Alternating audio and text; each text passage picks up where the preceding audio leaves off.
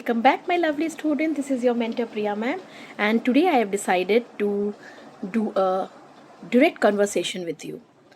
So मैंने आज सोचा कि आज मैं आपसे डायरेक्ट कन्वर्सेशन करूँगी. तो इससे एक फ़ायदा ये पहुँचेगा कि आप मुझे जब देखोगे, जब मुझे सुनोगे, तो आप सीखोगे कि how to become very confident while speaking. ठीक है. सो ये स्पीकिंग अच्छा करने के लिए, स्पीकिंग सुधारने के लिए आपको बहुत सी चीज़ों की ज़रूरत पड़ती है. मैंने आपको बताया था, वो 8 पार्ट्स ऑफ स्पीच बताया था मैंने आपको. ठीक है.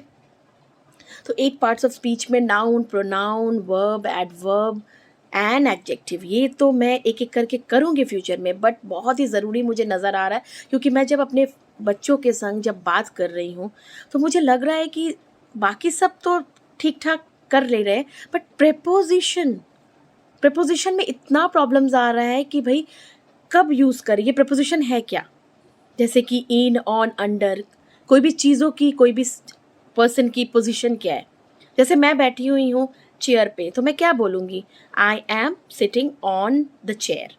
बट मैं डेस्क यानी टेबल के ऊपर बैठी हूँ, मैं स्टडी टेबल के ऊपर बैठी हूँ, जिसमें मैंने अपना लैपटॉप रखा हुआ है, मैंने अपने स्टडी मटेरियल्स रखे हुए हैं, जैसे पेन, इंक और इरेज़र, शार्पनर. यहाँ मेरा एक फ़ोन है, मेरा एक मोबाइल फ़ोन है, लैंड फ़ोन है और चार्जर है.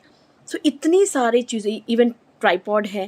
तो इतनी सारी चीज़ों को लेकर मैं जो बैठी हुई हूँ, अब इन चीज़ों को पोजीशन में क्या बोलूँगी, I am sitting on the desk, no. On the table, not at all. I am sitting off the table, ये क्या है भाई, नो. तो जब किसी चीज़ के आप ऊपर बैठे हो और उस पर काम कर रहे हो, आप उस पर बैठे नहीं हो, तो उसको क्या बोलेंगे, उसको बोलेंगे आई am sitting at the table, at the desk. ठीक है. अब मैं एक के बाद एक आपको प्रीपोजिशन समझाती हूँ. प्रीपोजिशन का मतलब क्या होता है. प्री मतलब पहले, पोजिशन मतलब किसी चीज़ की स्थिति. ठीक है. तो जैसे कि नाउन और प्रोनाउन, कोई नाउन और प्रोनाउन मतलब जैसे मैं हूँ प्रिया, और मैं अगर किसी लड़की के लिए बोलती हूँ तो शी, बहुत सारे बच्चों के लिए बोलती हूँ तो दे, और किसी लड़के के लिए बोलती हूँ तो Rahul. So these are the things we should be keeping in mind कि आपको किसी चीज़ का पोजीशन क्या है वो बताना है. तो प्रीपोजिशन का मतलब होता है कोई भी नाउन, प्रोनाउन, कोई भी चीज़ का पोजीशन बताना. तो सबसे पहले शुरुआत करते हैं छोटे छोटे और बहुत ही इम्पॉर्टेंट चीज़ों से. तो आज सबसे पहले मैं आपको बताऊंगी ऑन. ऑन मतलब ऊपर. ऑन के साथ और भी बहुत सारी चीज़ें आती हैं. मैं सबसे पहले on, over, above. On, over, above, ये 3 चीज़ों के बारे में मैं आपको बताने जा रही हूँ. So please listen to me very carefully. I will demonstrate something to you. So see, this is a copy. Okay, and this is a torch. Okay, this is a torch. So if I am, it's actually laser light है ये, तो इसको मैं यहाँ पर रख रही हूँ. ठीक है. So क्या बोलेंगे, what to say, the laser light is on the copy. इसका मतलब जब कोई चीज़ कांटेक्ट बना रहा है किसी चीज़ से, एकदम उसके ऊपर रखा हुआ है, तो उसको बोलते हैं ऑन द. जैसे मैंने आपको पहले ही बताया, जैसे I sleep on the bed, मैं बेड पे सोती हूँ, एकदम रख के, एकदम सट के सोती हूँ, मेरा कांटेक्ट रहता है बेड से. I am sitting on the chair, ये भी है. सो वैसे ही laser light is on the copy हो गया. सेकेंड वन, अगर मैं इसको थोड़ा ऊपर करती हूँ और ये फिक्स्ड है, थोड़ा ऊपर, no contact is being made, कोई कॉन्टैक्ट नहीं बना रही हूँ मैं. अगर इसको मैं थोड़ा ऊपर रखती हूँ तो इसके लिए यूज होता है, बोलिए क्या, अवब. अवब मतलब ठीक इसके ऊपर और फिक्स्ड पोजीशन पे. The laser light is hanging above the copy. एकदम अगर सेम इंटैक्ट पोजीशन है, हिल नहीं रहा है, मैं ऐसे रखी हुई हूँ, मैंने इसको टांग दिया है कहीं पर, तो laser light is above the copy. समझ में आ रहा है. जैसे मैं बोल सकती हूँ the fan is above my head. Got it. So इसीलिए बोलते हैं ना वो, twinkle twinkle little star, how I wonder what you are up above the world so high. यानी वो स्टार तो फिक्स्ड है, तो ये अबव बहुत ऊपर है, तो उसको बोलते हैं अबव. ठीक है. अब मैं लेती हूँ इस तरह से, तो इसको मैं ऐसे घुमा रही हूँ, पोजीशन फिक्स्ड नहीं है. ठीक है. No position is fixed. In that case I will be speaking the word over. समझ में आ रहा है? सो क्या बोलूँगी? It is hanging, the laser light is hanging over the copy. इसीलिए बोलते हैं the aeroplane is flying over in the sky. समझ में आ रहा है? So these are the things, जब हम इसको लेते हैं तो ओवर होता है ऊपर, लेकिन घूमते रहता है। Got it? तो ये क्लियर हो गया आपको, ऑन, अबव एंड ओवर। अब दूसरा इंपॉर्टेंट चीज है जो बच्चे बहुत मिस्टेक करते हैं, वो है in, into. In and into. In का यूज कब होता है? जो चीज पहले से ही किसी चीज में है। जैसे मैं आपको बताऊं, ये स्टैंड है, this is the pencil stand, और यहाँ पर ऑलरेडी स्केल और सारे स्टेशनरीज हैं, पेन है, पेंसिल है, ग्लू है, एवरीथिंग इज हियर। मैं क्या बोलूँगी? There are many pens and scales and everything, many things are in the pencil stand, क्योंकि ये ऑलरेडी है। ठीक है? अच्छा, तो कोई चीज़ ऑलरेडी जब नहीं होता है, ऑलरेडी अंदर नहीं होता, जैसे बोलेंगे देर is a pizza in my lunch box. मेरे लंच बॉक्स के भीतर एक पिज़्ज़ा है, ऑलरेडी एग्जिस्टेड है, तो उसको we will be speaking there is a pizza in my lunch box. But आप ये समझिए, इनका तो यूज़ आप समझ गए, अब इनटू समझिए। इनटू कब होता है? इनटू तब होता है जब पोजीशन चेंज होता है, मतलब पहले कोई चीज़ दूसरी जगह थी और उसके बाद वो दूसरी जगह आ रही है, तो उसको बोलते हैं इनटू। तो let me give you an example.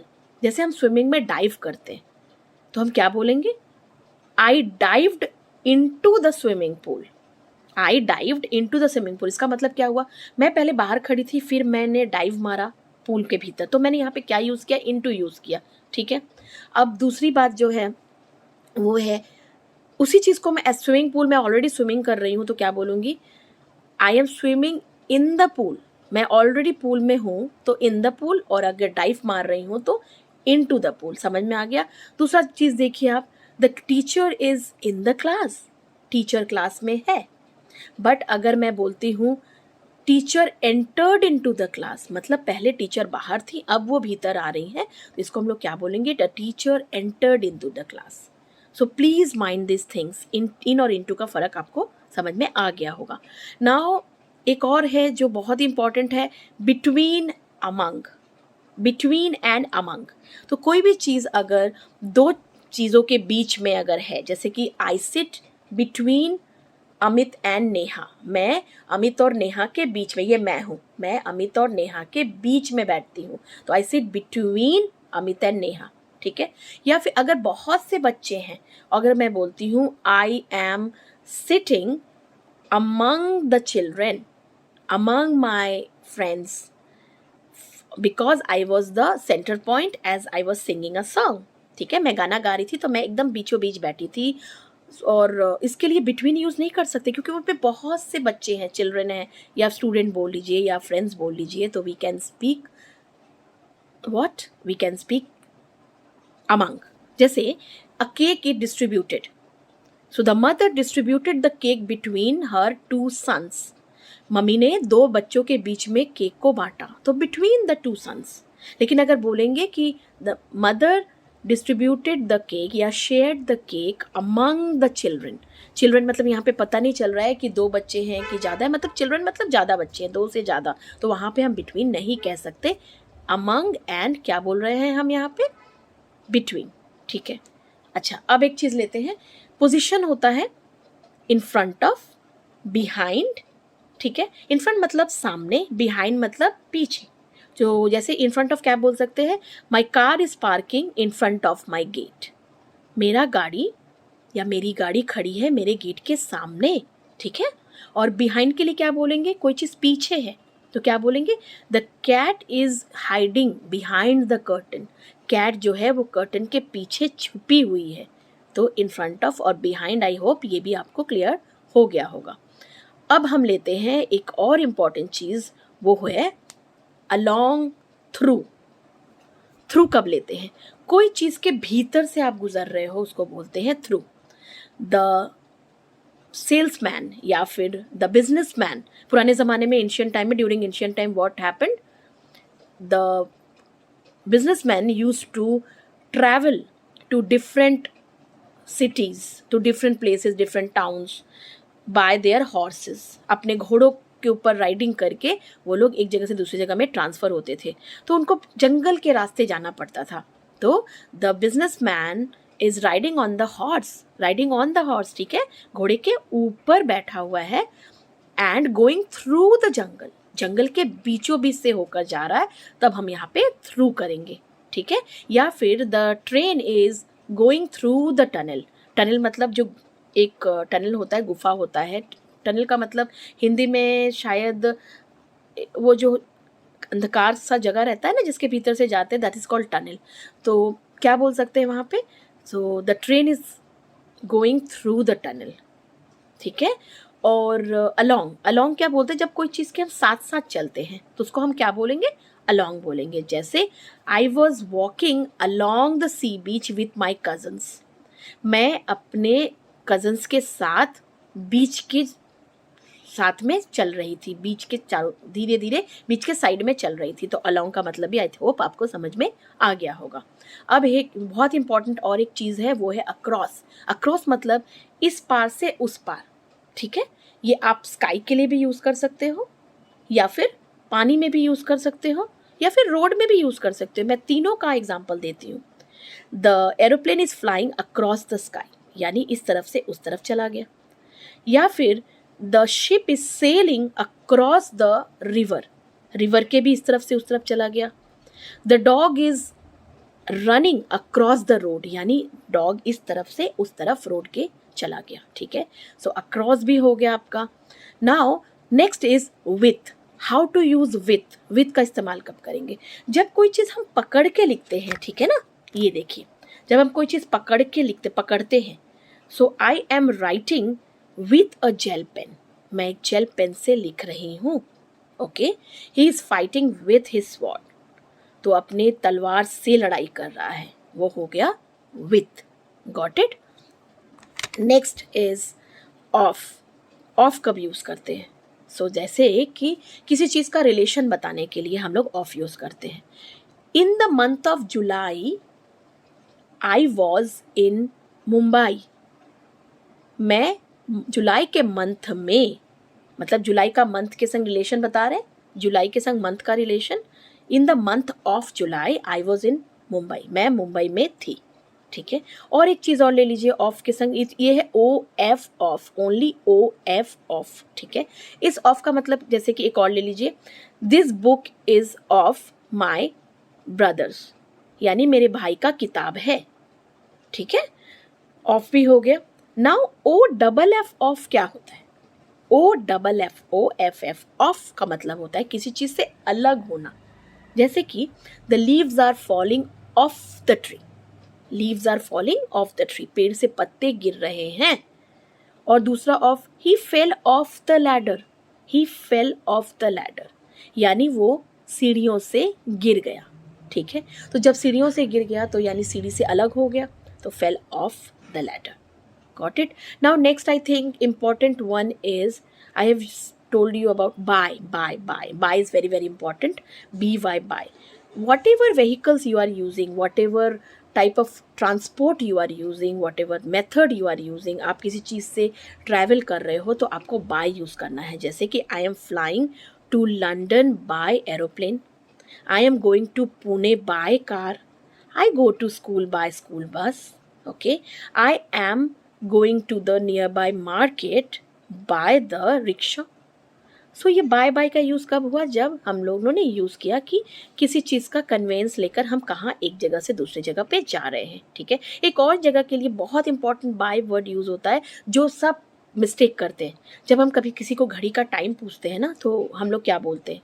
What is the time by your watch. But बहुत बच्चे मिस्टेक करते हैं. They always say what is the time in your watch. No, that is wrong. What is the time by your watch? कभी भी ये गलती मत कीजिएगा. कभी भी क्वेश्चन करना है तो what is the time by your watch? Okay. So today I think this was, I should stop over here. मुझे रुकना चाहिए क्योंकि जो इम्पॉर्टेंट चीज़ें थी प्रपोजिशन की मैंने आपको समझाया. I have explained you.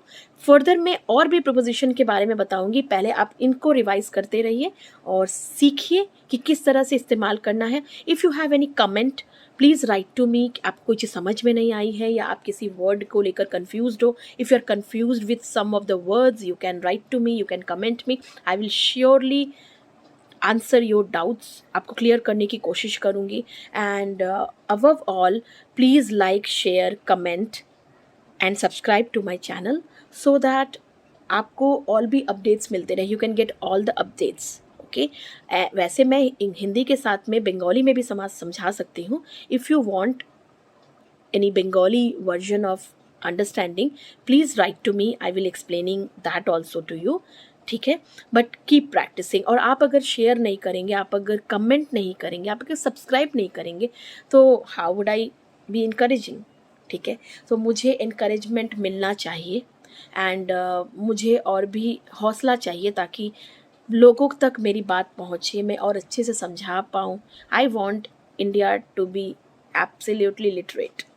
ठीक है, मुझे चाहिए मेरा इंडिया में एक एक लोग बहुत ही अच्छे से इंग्लिश बोल पाए.